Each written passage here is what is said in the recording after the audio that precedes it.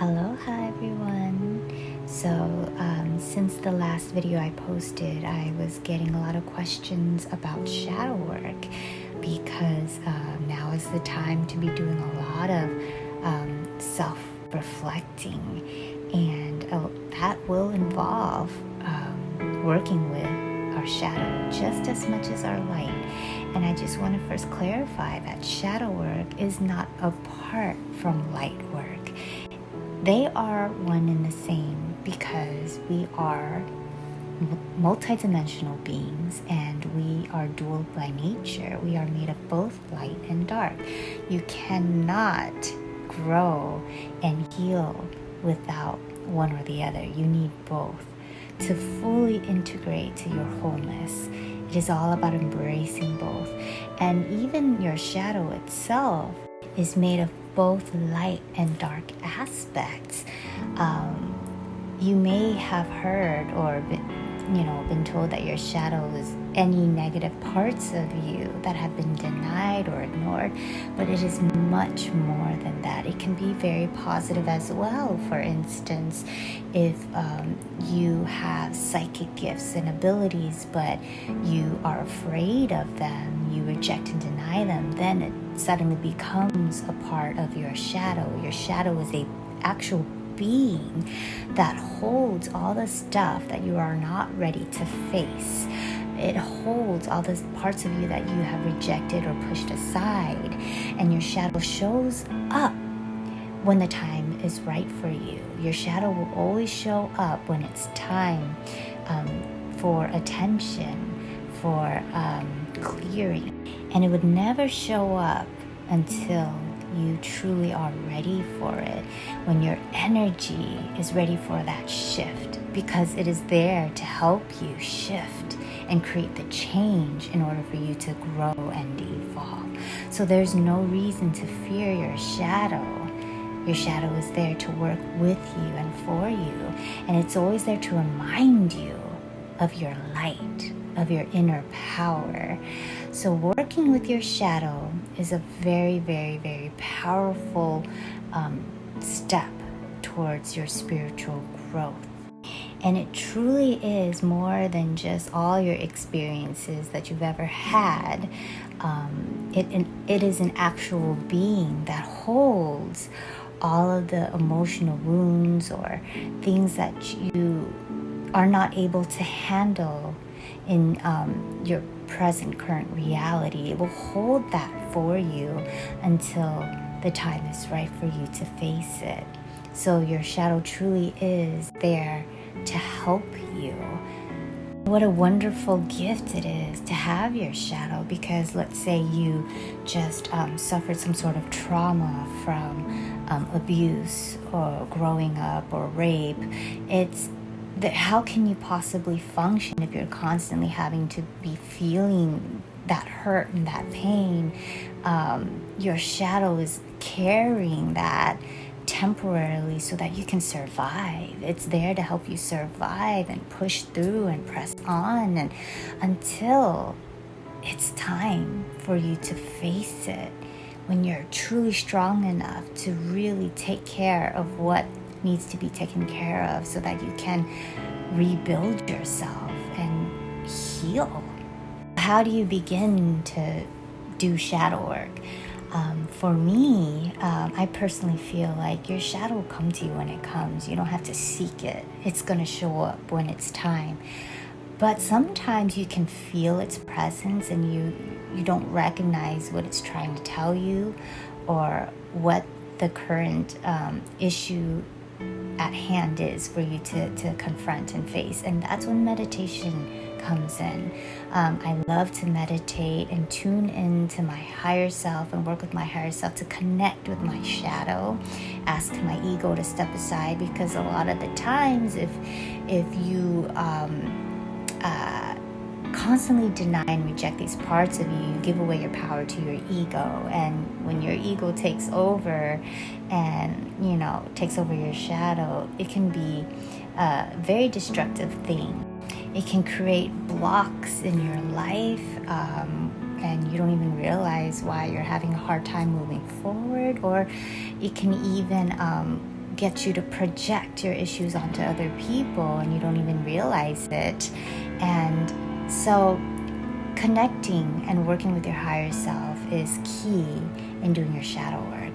To ask your higher self to guide you through this, to integrate and work with your light, shedding light on this dark parts of yourself so that you can see and have some sort of guidance and direction. I remember a time when my daughter Haley was 2 years old. She used to be afraid of her own shadow until I taught her to have fun with it and to play with her shadow and, dance with her shadow and make little figures and shapes with it. And one night she was really sad that, we turned off all the lights and she couldn't see her shadow anymore. She's like, "Mommy, where did my shadow go? I'm sad, I miss it." And I told her, "Honey, in order to see your shadow, you got to turn on the light." And boom, that was a message for me, for myself, to realize that you can't face your shadow. You can't see your shadow without some light. You need both. So shadow work does include light work. They are one and the same. Let's talk about how shadow work is truly just integrating rejected or denied parts of you into your whole being, to integrate your light and dark and become more whole and one with yourself. Like, do you deny that you're holding on to some sort of resentment or anger? Do you believe that you are so positive that there's no way that you can be negative? Because when you think that way, you are rejecting parts of yourself, parts of your true self. And how can you truly live authentically when you're denying these parts of who you are? There's the other side where you may identify as being dark, being an angry person, and being fully comfortable and okay with it. But when you fully embrace and accept that, then you're rejecting, denying the part of that needs healing, that after accepting who you are, you gotta accept the need for healing, the need for growth, the need for change, to become more of who you are meant to be. You are more than what you feel. You're more than your emotions. You're more than this body. And it's all about returning to your greatness, returning to your true self, your oneness, what makes you whole. Are you a narcissist and not realizing that you are? If you cannot recognize the narcissism that exists within you, then you may be ignoring the fact that this narcissism might have even come from a place of trauma or hurt, and you're making up for that pain or neglect, right? So it is so important to first recognize and identify what your shadow is trying to tell you. What parts of you is it that lingers and is haunting and is keeping you in an unhealthy cycle of recreating experiences that you want to break free from? Or are you constantly a martyr where you find value and sacrifice and just constantly hurting yourself, allowing yourself to get hurt, thinking that it's noble? When you live life as a martyr and you glorify it, then you're stripping yourself the ability to open to receive more abundance and love that you actually truly deserve, and it affects your sense of self-worth. So is martyrdom your shadow?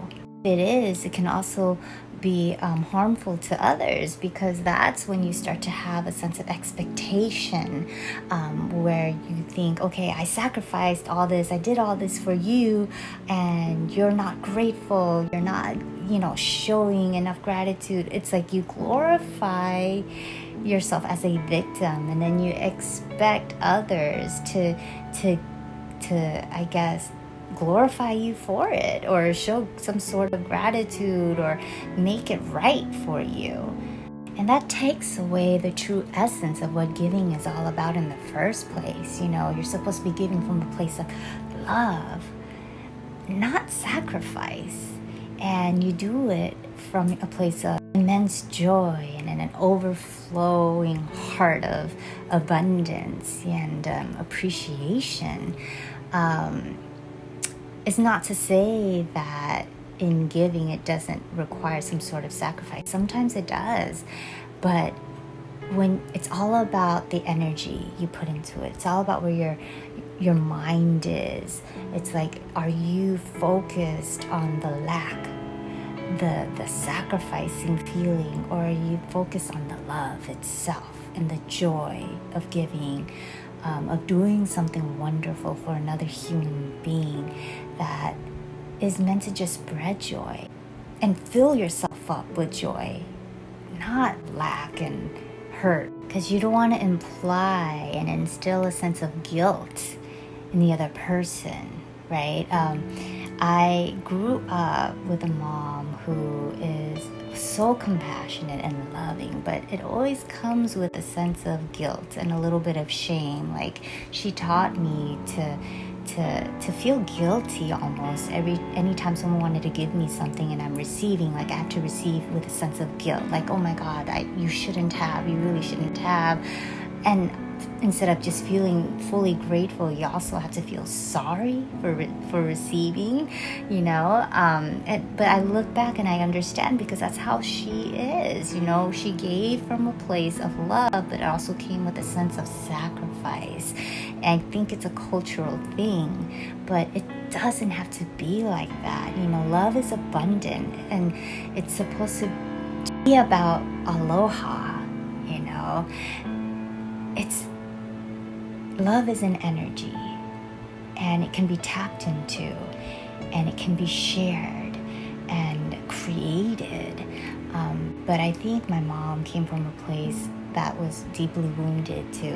She always felt hurt and betrayed in some sort of way. So when she feels and looks back about times that she felt neglected or just not loved or cared for, she unintentionally kind of projects that onto me and my sisters growing up, in the way that she kind of instilled the value of giving and the sense of martyrdom. So yeah, I did grow up with that sense of martyrdom for some time, until I worked with my shadow and realized that this is not the way, and being a martyr doesn't truly help anybody.